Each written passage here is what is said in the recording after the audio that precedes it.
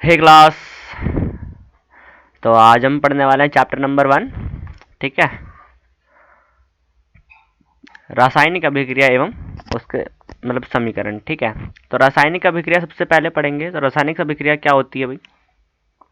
ठीक है, रासायनिक अभिक्रिया क्या होती है कि जब जब ऐसे अभिकारक जब आपस में क्या होते हैं, मिलते हैं। ठीक है, तो उनके मिलने से क्या होता है कि एक नया पदार्थ बनता है जिसमें एक नए तरह का क्या होता है, गुण होता है। ठीक है, तो उसको हम क्या बोलते हैं, एक रासायनिक अभिक्रिया बोलते हैं। यानी कि ऐसे तत्व आपस में जुड़ेंगे, जुड़ने के बाद वो क्या बनाएंगे, एक नया उत्पाद बनाएंगे जिसकी जो प्रॉपर्टी होगी वो पहले वाले दोनों उत्पाद से बिल्कुल तरह से अलग हो जाएगी। जैसे कि अगर मैं तुम्हें एक एग्जाम्पल देके बताऊं, तो जैसे हाइड्रोजन और अगर मैं O2 यानी कि ऑक्सीजन को मिलाऊंगा, तो ये दोनों क्या है, ये दोनों गैसेज हैं। ठीक है, ये दोनों क्या हैं, गैसेज हैं, लेकिन इनसे बनेगा क्या, H2O। ठीक है, जो कि क्या होगा, लिक्विड होगा। तो यहाँ पे इसने क्या क्या करी, अपनी स्टेट को चेंज कर दिया। तो यानी कि अब जब यहाँ पे ये स्टेट को चेंज कर रहा है, ठीक है, तो ऐसे में क्या हुआ कि हमारे पास दो अलग अलग तरह के तत्व थे, यानी कि हाइड्रोजन और ऑक्सीजन। तो उनसे मिलकर के एक हमें नया पदार्थ मिला जिसको हमने क्या बोला, H2 यानी कि जल बोला। ठीक है, तो इनकी स्टेट पूरी तरह से क्या हो गई, चेंज हो गई। तो ऐसे में हम इसको क्या बोलेंगे, रासायनिक अभिक्रिया बोलेंगे। ठीक है, एग्जाम्पल के तौर पे जैसे क्या है, जंग लगना है, दही का जमना है। ठीक है, मैग्नीशियम का जलना है। मैग्नीशियम जब जलता है तो बहुत अच्छी एक लौ देता है। ठीक है, ठीक है, कब माना जाए कि जो अभिक्रिया हुई है ना, तो प्रेक्षण कब होता है, यानी कि हम कब मानेंगे कि अभिक्रिया, हाँ, कि अभिक्रिया ने मतलब हुआ है ना। तो अवस्था में परिवर्तन, अवस्था में परिवर्तन यही कि सॉलिड से लिक्विड में चेंज होना, या तो फिर या तो लिक्विड से गैस के अंदर चेंज होना है ना, या फिर जो गैस होती है वो लिक्विड के अंदर चेंज हो जाती है। तो इसमें क्या हो रहा है, इसमें स्टेट में क्या हो रहा है, परिवर्तन आ रहा है। तो स्टेट में परिवर्तन की वजह से हम इसको क्या बोलेंगे कि हाँ भाई, रासायनिक अभिक्रिया हुई है। ठीक है, रंग में परिवर्तन होना। ठीक है, रंग में परिवर्तन होना, ताप में परिवर्तन होना, यानी कि क्या होगा कि जब हम अभिक्रिया करवाएंगे कि नहीं दो तत्वों की, तो उसमें क्या होगा कि उसमें या तो तापमान घट जाएगा या फिर तापमान बढ़ जाएगा, दो काम होंगे। ठीक है, गैस का निकलना, गैस का उत्सर्जित होना, यानी कि गैस का निकलना है ना। जैसे कहीं पे होता है कि हाइड्रोजन गैस जो होती है वो निकल रही होती है, या फिर कहीं पे CO2 गैस जो होती है वो निकल रही होती है। ठीक है, तो इन सब का निकलना क्या होता है कि हाँ, हम ये मानते हैं कि हाँ भाई, रासायनिक अभिक्रिया हुई है। ठीक है, अब देखो, जैसे रासायनिक परिवर्तन को प्रदर्शित करना। ठीक है, तो अगर हम रासायनिक अभिक्रिया को हम लोग जो लिखते हैं, है ना, हम लोग रासायनिक अभिक्रिया को जो लिखते हैं, अब हमें पता है कि हाँ भाई, जिंक को हमने सल्फ्यूरिक अम्ल के साथ मिलाया। ठीक है, हमने यहाँ पे जिंक को सल्फ्यूरिक अम्ल के साथ मिलाया, तो हमें जिंक सल्फेट और हाइड्रोजन मिला। अब ये वाला काम तो रासायनिक अभिक्रिया में हुआ है ना। हम लोगों को थोड़ी मालूम था पहले से कि हाँ भाई, जिंक सल्फेट ही बनेगा या फिर हाइड्रोजन गैस ही निकलेगी। तो उसके लिए पहले क्या हुई, उसके लिए पहले अभिक्रिया हुई। अभिक्रिया को हमने बस खाली क्या करा है, लिखा है ना। तो अभिक्रिया को उसके तत्वों के, है ना, अभिक्रिया को उसके तत्व, यानी कि यहाँ पे क्या था, जिंक का जो था, ये तत्व था, तत्व का जो एक प्रतीक है ना, जिंक का प्रतीक हो गया जिंक, और Zn, और H2SO4 को हम कह सकते हैं हाइड्रोजन सल्फेट, ऐसे लिखते हैं। तो ये हमारी रासायनिक समीकरण हो जाएगी। इसको जब मैं सॉल्व करूंगा तो क्या क्या बनेगा, जिंक सल्फेट और हाइड्रोजन जो गैस है वो निकल जाएगी। अभी हमने पढ़ा था कि हाइड्रोजन गैस यानी किसी तरह का गैस का उत्सर्जित होना, तो वो क्या बोला था, उसको हम कहते हैं कि हाँ, रासायनिक अभिक्रिया जो है वो हुई है। ठीक है, अब बस खाली इसको क्या होगा कि रासायनिक समीकरण को उसके प्रतीक के रूप में लिखना ही हमारे क्या कहलाएगा कि वो होगा, हमारी रासायनिक समीकरण हो जाएगी। ठीक है, सिंपल चीज है। जैसे यहाँ पे हमने एक उदाहरण दे रखा है, क्या है कि शब्द समीकरण क्या है हमारे पास, जिंक और सल्फ्यूरिक अम्ल। अगर हम देखें तो यहाँ पे हमने हिंदी में लिखा हुआ है। ठीक है, जिंक सल्फेट और हाइड्रोजन, हमें क्या, फिर हमने इसका क्या क्या काम करके बस खाली हमने इसका प्रतीक ले लिया। तो प्रतीक हमने क्यों लिया भाई, जिंक लिखना, सल्फ्यूरिकम लिखना, ये थोड़ा सा ऑड सा नहीं होता। तो इस वजह से इसको क्या काम करा कि इसके प्रतीकों को साथ में ले लिया है। ठीक है, अब इसके बाद हम पढ़ते हैं कि रासायनिक समीकरण। हाँ, रासायनिक समीकरण क्या होता है कि रासायनिक अभिक्रिया को उसके तत्वों के रूप में लिखना, है ना। रासायनिक अभिक्रिया को उसके तत्वों के रूप में या तत्व के प्रतीक के रूप में लिखना ही हम उसको क्या बोलते हैं, रासायनिक समीकरण बोलते हैं। अब इसके बाद आता है, देखो भाई, टाइप्स ऑफ केमिकल रिएक्शन। तो टाइप्स ऑफ केमिकल रिएक्शन में सबसे पहले आती है हमारे पास संयोजन अभिक्रिया। ठीक है, तो संयोजन अभिक्रिया में क्या होता है कि दो अभिकारक, है ना, दो अभिकारक से मिलकर के एक उत्पाद बनता है।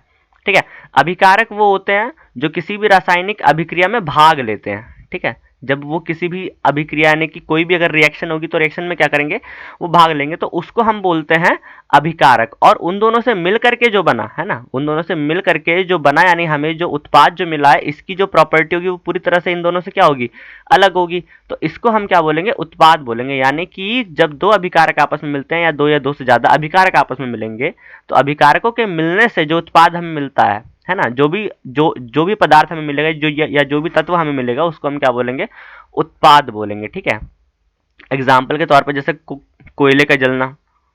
ठीक है, कोयला एक ईंधन है। ठीक है, तो जब कोयला, ये यहाँ पे क्या है, सॉलिड है, और यहाँ पे ये क्या है, ये गैस है, हमें क्या मिली, CO2 यानी कि गैस मिली। अब यहाँ पे जो कार्बन डाइऑक्साइड है वो यहाँ पे किस में चेंज हो गई, वो CO2 में चेंज हो गई। ठीक है, कार्बन कार्बन मिला और ऑक्सीजन मिला, दोनों मिलकर के CO2 बन गई। ठीक है, तो कोयले का दहन एक क्या है, एक रासायनिक अभिक्रिया है। अच्छा, कैसी अभिक्रिया है, इसमें देखो यहाँ पर ये जो है कार्बन है और ये ऑक्सीजन है, इसमें दो अभिकारक हैं और उत्पाद जो है वो एक है, यानी कि रिएक्टेंट तो दो गए, लेकिन जो अभिकारक है वो सिर्फ खाली एक है। ठीक है, अब यहाँ पे देखो जल का निर्माण है, तो जल के निर्माण में भी अगर हम देखें तो हमारे पास दो अभिकारक हैं और एक उत्पाद है।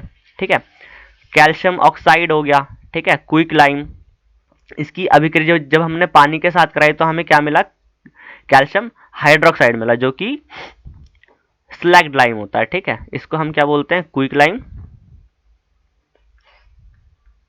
ठीक है, और इसको हम बोलते हैं क्या, स्लैग्ड लाइम। ठीक है, क्विक लाइम और स्लैग्ड लाइम, यानी कि यहाँ पे जो कैल्शियम ऑक्साइड है वो किस में चेंज हो गया, वो कैल्शियम हाइड्रोक्साइड में चेंज हो गया। ठीक है, अच्छा, ये जो अभिक्रिया होती है वो एक एक्सोथर्मिक रिएक्शन होती है, वो भी अभी आगे हम पढ़ेंगे। ठीक है, अब उसके बाद आती है देखो ऊष्माक्षेपी अभिक्रिया। ठीक है, तो ऊष्माक्षेपी अभिक्रिया कौन सी अभिक्रिया होती है भाई, तो ऐसी अभिक्रिया जब अभिकारक आपस में क्या होते हैं, मिलते हैं, तो उनके मिलने से जो हमें उत्पाद मिलता है ना, उत्पाद के साथ हमें ऊष्मा भी मिलती है। क्या मिलेगी, साथ में ऊष्मा मिलेगी। ऊष्मा यानी कि क्या होगा, जब हम अभिक्रिया कराएंगे तो वो वहां पे गर्मी यानी कि हीट उत्पन्न हो जाएगी। अब देखो जैसे हम यहाँ पे किसी भी ईंधन को जलाते हैं, अब CH4 जो है वो एक तरह से क्या है, मीथेन जो है वो एक तरह से ईंधन है, यानी कि फ्यूल है। ठीक है, तो फ्यूल को अगर मैं क्या करूँ, ऑक्सीजन की प्रेजेंस में जलाता हूँ, तो एक तो कार्बन डाइऑक्साइड निकलेगी क्योंकि फ्यूल है, क्योंकि इसमें कार्बन की मात्रा है, तो हमें कार्बन डाइऑक्साइड तो मिलेगी मिलेगी, साथ में पानी मिल गया और हमें क्या मिली है, ऊष्मा मिली है। ठीक है, तो ऊष्मा का निकलना ही क्या, ऊष्माक्षेपी अभिक्रिया बोलते हैं इसको। ठीक है, क्या बोलेंगे, ऊष्माक्षेपी अभिक्रिया, यानी कि ऊष्मा का निकलना, यानी कि एक्सोथर्मिक रिएक्शन। ठीक है, कैसी रिएक्शन है, एक्सोथर्मिक रिएक्शन। ठीक है, एक्सोथर्मिक रिएक्शन। यहाँ पे हमारे पास ग्लूकोज जब ऑक्सीजन के साथ क्रिया करती है, ये वाली अभिक्रिया काम आती है जब पौधे जो है वो अपना भोजन बनाते हैं ना, तो उस टाइम पे क्या होता है, C6H12O6 यानी कि ग्लूकोज जो है वो किसके साथ अभिक्रिया करता है, ऑक्सीजन के साथ, और कार्बन डाइऑक्साइड बनाता है। हम लोगों ने सुना है कि जो पौधे होते हैं वो कार्बन डाइऑक्साइड निकालते हैं, तो यही वाली कार्बन डाइऑक्साइड को बाहर निकालते हैं, साथ में क्या बनता है, पानी, और साथ में क्या निकलती है, ऊष्मा। अब ऊष्मा का निकलना यानी कि एक्सोथर्मिक रिएक्शन, यानी कि ऊष्माक्षेपी अभिक्रिया। ठीक है, अब इसके बाद आता है नंबर 2 हमारे पास वियोजन अभिक्रिया। ठीक है, तो वियोजन अभिक्रिया में क्या होता है कि हमारे पास अभिकारक तो सिर्फ खाली एक होगा। ठीक है, हमारे पास अभिकारक तो सिर्फ खाली ए होगा, यानी कि जैसे हमारे पास ए है। ठीक है, ए जो है वो टूट गया किसमें, B+C में, तो B+C जो है वो दोनों क्या है, वो उत्पाद है। ठीक है, एक अभिकारक दो उत्पाद, एक अभिकारक दो उत्पाद। ठीक है, तो नंबर 1 है हमारे पास क्या, सबसे पहले ऊष्मीय वियोजन। अब ऊष्मीय वियोजन यानी कि ऊष्मा के द्वारा वियोजन कराना, यानी कि हम क्या, वियोजन का मतलब होता है तोड़ना। ठीक है, तो हम सिंपल से क्या काम करेंगे, अगर हमारे पास कोई एक अभिकारक है तो हम उसमें क्या करेंगे, हम उसको हीट करेंगे, हीट करने से वो जो है वो 3-4 या मतलब 2 या 3 से 4 से उत्पाद में क्या होगा, वो ब्रेक हो जाएगा। जैसे हमने यहाँ पे फेरस सल्फेट को क्या करा, हीट कर दिया, तो फेरस सल्फेट को जब हमने हीट करा तो यहाँ पे क्या बना, Fe2O3 यानी कि फेरस ऑक्साइड बन गया। ठीक है, फेरस ऑक्साइड यानी कि संक्षारण वाला जो जंग जो लग जाता है ना, वही ये वाला जो होगा वो रेड ब्राउन कलर का होगा। ठीक है, रेड ब्राउन कलर का, और ये हो गया हमारे पास सल्फर डाइऑक्साइड, और SO3 यानी कि सल्फर ट्राईऑक्साइड बन जाता है। ठीक है, ये हमारे पास क्या, ये तीनों हमारे पास उत्पाद हैं, और ये हमारे पास एक था क्या, अभिकारक। तो एक अभिकारक 2 या 3 उत्पाद। तो उसमें हम उसको हम क्या बोलते हैं, वियोजन अभिक्रिया बोलते हैं। हमने इसमें ऊष्मीय वियोजन क्यों लिया, क्योंकि हमें इसमें हीट देनी पड़ती है, यानी हमें इसको अभिक्रिया को क्या करना पड़ेगा, गर्म करना पड़ेगा। ठीक है, अब जैसे हमारे पास कैल्शियम हाइड्रोक्साइड है, ठीक है, कैल्शियम हाइड्रोक्साइड है यानी कि चूना पत्थर होता है, ठीक है, यानी कि स्लैग्ड लाइम। ठीक है, इसको जब हम गर्म करते हैं तो ये क्या बन जाता है, ये बन जाता है बिना बुझा चूना यानी कि क्विक लाइम। ठीक है, और साथ में H2O यानी कि पानी निकल जाएगा। तो हमने इसमें क्या काम करा, एक अभिकारक था, उससे हमें हमारे पास दो क्या मिले, दो उत्पाद मिल गए। ठीक है, तो ये भी एक ऊष्मीय वियोजन है क्योंकि हमने इसमें हीट दी है। फिर हमारे पास क्या है, लेड नाइट्रेट है, PbNO3। ठीक है, PbNO3 को हमने क्या करा, हीट करा, तो यहाँ पे हमारे पास लेड ऑक्साइड बन गया, NO2 यानी कि नाइट्रोजन डाइऑक्साइड, और क्या बना हमारे पास, ओ, ओ, O2 बन गया। ठीक है, अब उसके बाद क्या था हमारे पास, वैद्युत वियोजन। वैद्युत वियोजन में देखो क्या होगा, वैद्युत वियोजन जो है हमारे पास, जैसे हमें क्या काम करना पड़ेगा कि भाई जो कोई भी हमारे पास अगर तत्व है ना, या हमारे पास एक क्या है, ये हमारे पास एक अभिकारक है। अभिकारक को हमें देखो, यहाँ पे हमारे पास एक जार है, ठीक है, इसके अंदर क्या हो रहा है कि ये पानी है ना, ये क्या है, ये पानी है। तो पानी में एक तरफ तो देखो पॉजिटिव टर्मिनल जाएगा और एक तरफ जाएगा हमारे पास नेगेटिव नेगेटिव टर्मिनल। एनोड को हम बोलते हैं पॉजिटिव टर्मिनल और कैथोड को हम बोलते हैं नेगेटिव टर्मिनल। ठीक है, तो अब इसके अंदर जो पानी है, पानी टूट जाएगा H प्लस आयन और O2 नेगेटिव आयन में। ठीक है, तो पॉजिटिव वाला जो आयन है वो जाएगा किसके ऊपर, कैथोड के ऊपर। तो ये हमारा क्या बन जाएगा, कैटायन बन जाएगा, है ना। जो भी पार्ट कैथोड के ऊपर जाएगा उसको हम क्या बोलेंगे, कैटायन बोलेंगे, और O2 नेगेटिव वाला जो पार्ट है वो जाएगा किसके ऊपर, वो जाएगा एनोड के ऊपर। तो इसको हम क्या बोलेंगे, एनायन बोलेंगे। ठीक है, तो हमने क्या काम करा, हमने यहाँ पे विद्युत वियोजन करा है ना, यानी हमने इसको क्या करा कि बस खाली हमने इसको बैटरी से जोड़ दिया। तो बैटरी से जोड़ने पर क्या हुआ कि जो हाइड्रोजन है यानी कि H2O2, ये जो यानी कि हमारे पास जो पानी है वो हमारा टूट गया किसमें, H2 और O2 में। ठीक है, किसकी वजह से, विद्युत वियोजन। हमने यहाँ पे 6 वोल्ट की बैटरी लगा रखी है, ये NCERT से। ठीक है, तो हमने यहाँ पे क्या करा, वैद्युत वियोजन करा। ठीक है, अब उसके बाद देखो प्रकाशीय वियोजन आता है। ठीक है, तो प्रकाशीय वियोजन में क्या होगा, हमें सन की रोशनी में करना पड़ेगा। ठीक है, किस में करना पड़ेगा, सन की रोशनी में, सनलाइट में। ठीक है, तो सनलाइट में जो भी हम अभिक्रिया करेंगे उसको हम क्या बोलेंगे, प्रकाशीय वियोजन। यानी कि ऐसी जो भी अभिक्रिया है हमारे पास, एक उत्पाद एक अभिकारक होगा और एक अभिकारक को हम क्या काम करेंगे, सनलाइट में छोड़ देंगे सिंपल सी, और वो जो है वो अपने उत्पाद में क्या होगा, वो टूट जाएगा। तो हमारे पास जैसे यहाँ पे क्या है कि AgCl है ना, सिल्वर क्लोराइड। सिल्वर क्लोराइड को हमने किस में छोड़ दिया, सनलाइट में छोड़ दिया। तो सनलाइट में छोड़ने की वजह से वो किस में टूट गया, वो Ag और Cl2 में टूट गया। अब यहाँ पे Ag जो है वो सिल्वर है और Cl2 जो है वो क्लोरीन है। ये दोनों क्या होगा, ये दोनों अलग अलग होगा। अच्छा, इसका इस्तेमाल जो है ना, यानी कि AgCl का इस्तेमाल हम करते हैं ब्लैक एंड व्हाइट फोटोग्राफी के अंदर। ठीक है, ब्लैक एंड व्हाइट फोटोग्राफी जो होती थी पहले टाइम में, अब तो खैर प्रिंटर वाले हो गए, है ना।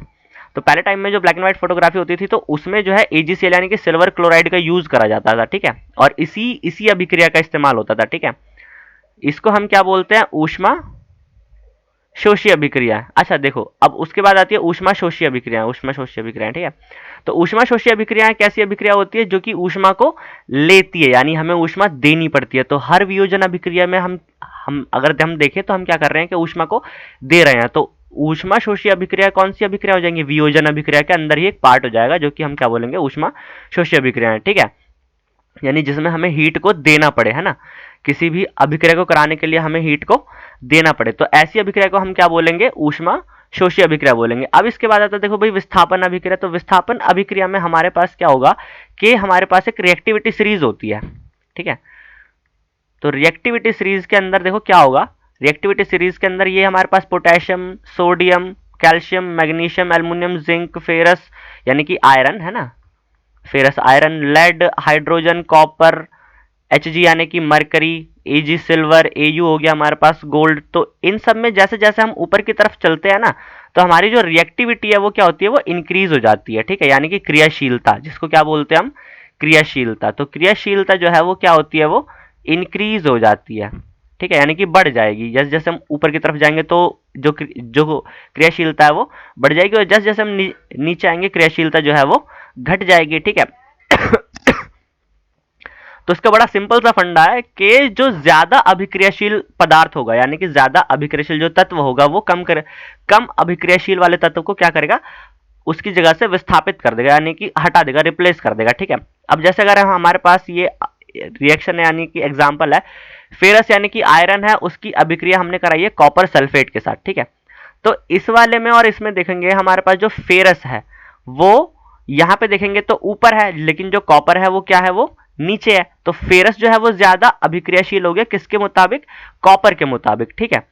तो यहां से जो आयरन है वो कॉपर को क्या करेगा, यानी फेरस जो है वो कॉपर को क्या करेगा, उसकी जगह से विस्थापित कर देगा और खुद उसकी जगह पर आकर क्या हो जाएगा, बैठ जाएगा। तो हमारे पास हमें क्या मिल जाएगा, ये फेरस सल्फेट मिल जाएगा। ठीक है। फिर हमारे पास देखो जिंक और कॉपर सल्फेट की अभिक्रिया। तो जिंक अगर हम देखते हैं, है ना, तो जिंक भी देखो ऊपर है और कॉपर जो है वो नीचे है, यानी जिंक जो है वो ऊपर है और कॉपर जो है वो नीचे है। तो ऐसे में क्या होगा कि जो जिंक होगा वो कॉपर को उसकी जगह से क्या करेगा, विस्थापित कर देगा। ठीक है, यानी कि रिप्लेस कर देगा। तो और ये उसकी जगह पर आकर के खुद से बैठ जाएगा। तो ये बन गया हमारे पास क्या है, जिंक सल्फेट, और कॉपर जो है वो बाहर निकल गया। ठीक है। अब इसके बाद आता है हमारे पास द्विविस्थापन अभिक्रिया। ठीक है। तो द्विविस्थापन अभिक्रिया में देखो क्या होगा, इनमें होगा आयंस का एक्सचेंज। ठीक है। सबसे पहले हमारे पास जो भी सॉल्ट होगा या जो भी हमारे पास पदार्थ होगा वो अपने आयंस के अंदर ब्रेक हो जाएंगे। ठीक है। और फिर आयन जो होंगे वो आपस में क्या हो जाएंगे, एक्सचेंज हो जाएंगे, यानी कि आयंस का क्या हो जाएगा, आदान प्रदान हो जाएगा। जैसे अगर मैं ये वाली अभिक्रिया लेता हूं, है ना, तो इसमें जो Na है ना, तो Na पॉजिटिव में टूटेगा और SO4 2 नेगेटिव में टूटेगा। अब यहाँ पे जो BBA है यानी कि बेरियम सल्फेट, वो टूटेगा हमारे पास Ba2 पॉजिटिव, और क्लोरीन जो टूटता है वो -1 में टूटता है। ठीक है। अब इसका वाला जो पॉजिटिव आयन है वो इसके नेगेटिव वाले आयन के साथ चला जाएगा। ठीक है, यानी कि Na और Cl बन गया। हम यहाँ पे देखेंगे तो Na और Cl बन गया, और यहाँ पे जो SO4 है वो चला जाएगा इसके वाले पॉजिटिव आयन के साथ, यानी कि अगर हम देखें तो इसका वाला आयन इसके पास चला गया और इसका वाला आयन इसके पास चला गया। तो ऐसा करने से क्या हुआ कि सल्फेट, बेरियम का सल्फेट बन गया, और NaCl यानी कि हमारे पास साधारण नमक बन गया। ठीक है। अब इसके बाद आता है हमारे पास क्या भाई, उपचयन। ठीक है। तो उपचयन अगर हम सिंपल सी भाषा में देखें, है ना, सिंपल सी भाषा में उपचयन क्या होगा, ऑक्सीजन का प्लस होना, यानी कि ऑक्सीजन तो जुड़ जाएगा और हाइड्रोजन जो है वो हट जाएगा, यानी कि हाइड्रोजन का निकलना और ऑक्सीजन का जुड़ना, या तो दोनों हो जाए या फिर दोनों में से एक हो जाए। ठीक है, तब भी हम उसको क्या बोलेंगे, उपचयन बोलेंगे। तो अगर मैं यहाँ पे देखूं तो कार्बन है, कार्बन से अगर मैं यहाँ पे देखूं तो कार्बन के अंदर जो ऑक्सीजन है वो क्या हो रही है, वो ऐड हो रही है। तो ऑक्सीजन का ऐड होना क्या कहलाएगा, उपचयन कहलाएगा। ठीक है, यानी कि ऑक्सीडेशन बोलेंगे इसको। ठीक है, क्या बोलेंगे, ऑक्सीडेशन। तो और अगर मैं यहाँ पे देखूं कॉपर है, कॉपर के साथ जब ऑक्सीजन ने क्या करी, रिएक्शन करी, तो क्या हमारे पास क्या बन गया, कॉपर ऑक्साइड बन गया। तो यहाँ पे जो ऑक्सीजन है वो क्या हुई है, वो ऑक्सीजन प्लस करी है। तो अगर ऑक्सीजन प्लस हुई है यानी कि जुड़ी है, तो इसका मतलब क्या होगा, उपचयन होगा। तो ये हमारे पास उपचयन के दो उदाहरण थे। इंपॉर्टेंट रिएक्शन है, ये सब याद करनी है। ठीक है। अब उसके बाद होता है हमारे पास क्या भाई, अपचयन। तो अपचयन के अंदर क्या होता है, ऊपर चला गया जादू, है ना,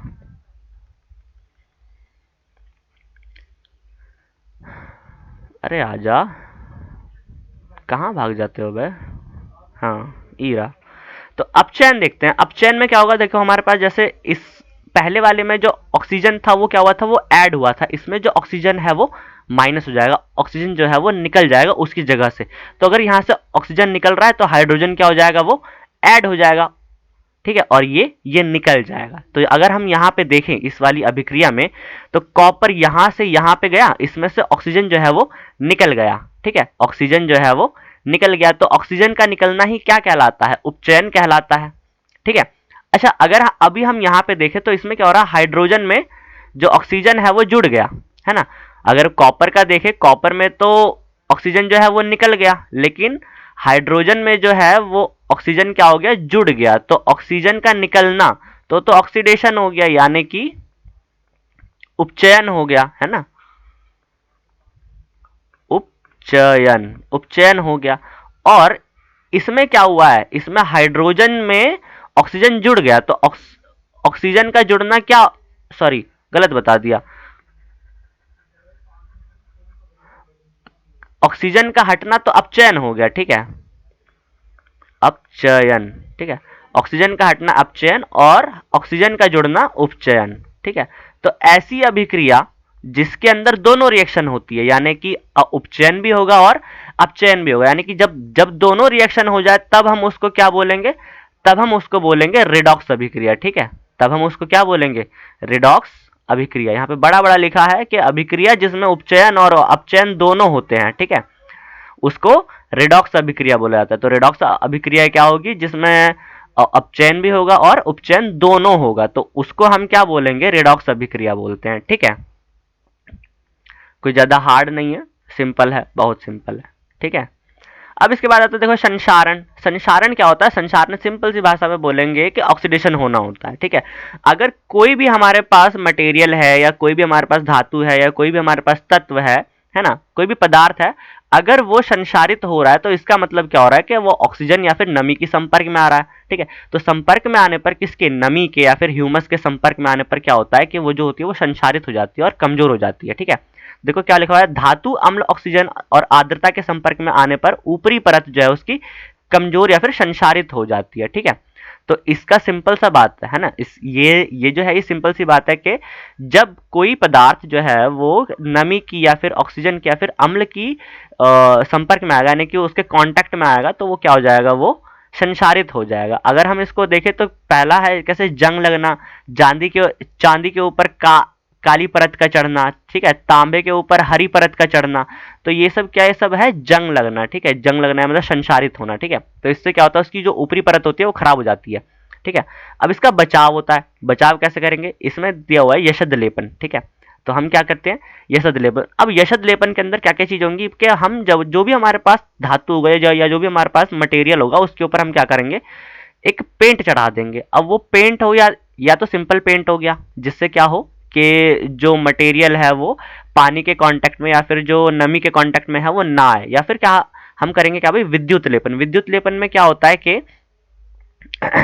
हम लोग बस खाली एक परत चढ़ा देते हैं दूसरी धातु की जो कि वाटर रेजिस्टेंट होती है, ठीक है, जो कि क्या होती है, वाटर रेजिस्टेंट होती है, ठीक है। जैसे अगर हमारे पास कोई मटेरियल है, मटेरियल के ऊपर हमने क्या काम करा कि कोई भी एक वो चढ़ा दिया, एक अलग धातु चढ़ा दी जो कि क्या होगी, जो कि वाटर को रेजिस्ट करेगी, ठीक है, वाटर को रेजिस्ट करेगी, ठीक है। अब देखो जैसे हमारे पास ये मेटल है ना, मेटल के ऊपर अगर हम मेटल को ऐसे ही छोड़ देते हैं तो जो पानी की बूंदें हैं वो इसके कांटेक्ट में आ गई, तो कांटेक्ट में आने पर क्या होगा कि रिएक्शन हो जाएगी, ठीक है।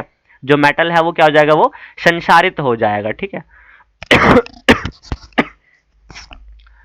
अगर हम इसकी बात करते हैं, है ना, यहाँ पे जो दूसरा वाला चित्र है, यानी जो दूसरा वाला डायग्राम है, वो ये बता रहा है कि अगर हमारे पास ये जो नीला वाला पोर्शन है ना, या व्हाइट जो तुम्हें दिख रहा है, नीला वाला जो पोर्शन है, अगर ये मेटल है, मेटल के ऊपर हमने क्या करते हैं, ये क्या कर दिया कि यशद लेपन कर दिया, ठीक है। यशद लेपन यानी कि इसके ऊपर कोई परत चढ़ा दी या फिर कोई पेंट कर दिया, ठीक है। तो उससे क्या हुआ कि जब भी कोई नमी आएगी, है ना, जब भी कोई नमी का पार्टिकल यानी कि वाटर या फिर वाटर पार्टिकल जो आएगा वो इसके ऊपर आके क्या हो जाएगा, इसके ऊपर जैसे आएगा, लेकिन वो क्या होगा कि इसके साथ कांटेक्ट में नहीं आएगा, किसके साथ, मेटल के साथ जो है वो कांटेक्ट में नहीं आएगा। तो ऐसा करने से क्या होगा कि रिएक्शन जो होगी वो होगी ही नहीं, ठीक है। और जब रिएक्शन नहीं होगी तो जो वस्तु है वो हमारी क्या हो जाएगी, वो बच जाएगी, है ना, संसारित नहीं होगी, ठीक है। तो इसलिए हम क्या काम करते हैं कि पेंट चढ़ा देते हैं। अब इसके बाद देखो आती है विक्रगंधिता। तो विक्रगंधिता क्या होता है, सिंपल सी बात है, जब भी हमारा कोई खाद्य पदार्थ होता है, यानी कि जो भी चीज हम खाने वाला होता है, तो जैसे ही वो वायु के संपर्क में आता है ना, वो संसारित हो जाता है, यानी कि उपचयित हो जाता है, ऑक्सीडेशन हो जाता है उसका। ऑक्सीडेशन होने पर क्या होगा कि वो हो जाएगा खराब, ठीक है। क्या है, खाद्य पदार्थ वायु के संपर्क में आने पर उपचयित हो जाते हैं, ठीक है।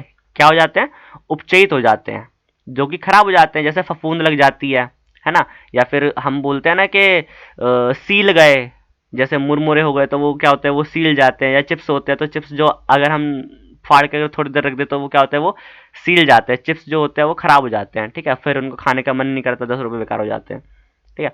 तो हमें क्या करना है, हमें बचाव करना है। तो बचाव कैसे करते हैं, प्रति ऑक्सीकारक का उपयोग करते हैं, यानी कि ऐसे मटेरियल का यूज करते हैं जो कि ऑक्सीकरण से उसको क्या करे, बचाए, यानी कि ऑक्सीडेशन होने से उसको बचाए। वायुरोधी बर्तन का इस्तेमाल करते हैं, ठीक है। जैसे स्पेस में अगर कोई खाना जाता है तो उसको क्या काम करते हैं, उसको पूरी तरह से सील पैक कर देते हैं ताकि अंदर ऑक्सीजन ना जाए, ठीक है, ताकि उसको कई महीनों तक वहां पे क्या करे कि सुरक्षित तरीके से रखा जा सके। अब जो हमारे जो चिप्स होते हैं, है ना, लेज के जो पैकेट होते हैं, लेज के पैकेट के अंदर अगर हम फाड़ते तो दुनिया भर की नाइट्रोजन मिलती है उसके अंदर। क्यों होती है नाइट्रोजन? नाइट्रोजन इसी वजह से होती है कि उसके अंदर से ऑक्सीजन को तो निकाल दिया जाता है और नाइट्रोजन उसके अंदर डाल दी जाती है, जो कि एक अक्रिय गैस है, ठीक है। N2 जो होती है वो अक्रिय गैस होती है, लेकिन ऐसे नहीं कि कहीं भी अक्रिय गैस होती है, हर जगह होती है लेकिन कहीं कहीं जगह पे नहीं होती, ठीक है। तो नाइट्रोजन जो होती है वो एक अक्रिय गैस है, किसके लिए? चिप्स के लिए, है ना। तो नाइट्रोजन जो है वो एक चिप्स के लिए अक्रिय गैस है, जिससे क्या होता है कि जो चिप्स होता है वो क्या होता है कि क्रंची रहता है, ठीक है। क्रंची खाते हैं तो कचर कचर आवाज आती है ना, क्रंची, मजा आता है। चलो, इतना ही था आज के इस वीडियो में। बाकी पढ़ते रहो बच्चा लोग और नंबर लेके आओ, है ना। बोर्ड पास है 16 फरवरी से। Thank you. और हाँ, लाइक कर देना, शेयर कर देना और सब्सक्राइब कर देना, ठीक है।